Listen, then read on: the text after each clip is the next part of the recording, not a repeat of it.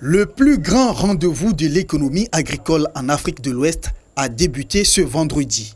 Le SARA, Salon international de l'agriculture et des ressources animales d'Abidjan, veut vulgariser l'agriculture intelligente et les innovations technologiques au profit des pays africains. Pour cette 5e édition, la France est l'invité d'honneur. Avec elle, 19 pays africains. Le Sénégal et la Côte d'Ivoire collaborent déjà dans bien des domaines, qu'il s'agisse du sous-secteur de l'agriculture, de la pêche, de l'élevage. Nous avons déjà des cadres de collaboration qu'il faut maintenant peut-être renforcer afin d'arriver ensemble, vu que nous sommes dans une dynamique communautaire maintenant, à l'atteinte des objectifs assignés en termes de production. Après la cérémonie d'ouverture, la délégation officielle a visité quelques stands, dont celui de la Promac, Association des professionnels de caoutchouc naturel de Côte d'Ivoire. Cette année, la campagne 2020, nous allons former au minimum 30 000 ouvriers à la saignée, dont au moins un tiers de femmes aux donneurs du travail. C'est une très bonne nouvelle parce que le seigneur au départ était un métier réservé aux hommes.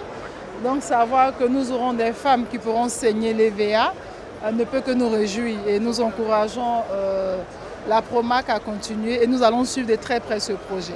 Plateforme de rencontre de nouveaux partenaires d'affaires, le SARA est une aubaine pour les opérateurs économiques ivoiriens.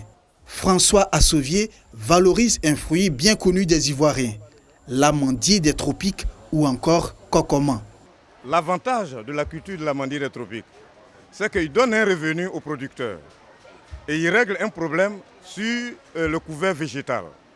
Lutte contre l'avancée du désert, le fléau du réchauffement climatique et il assure une productivité durable parce que l'arbre a une durée de vie de plus de 150 ans.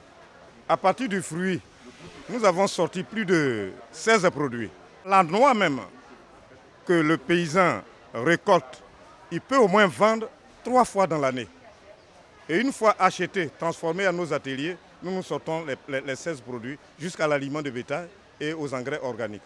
Présents à ce rendez-vous, les planteurs de café cacao souhaitent une amélioration de leurs conditions de vie. Nous souhaiterons que le gouvernement puisse aider les producteurs de café cacao au reboisement, surtout de leurs différentes plantations qui sont vieillissantes. Le SARA 2019 fermera ses portes le dimanche 1er décembre prochain.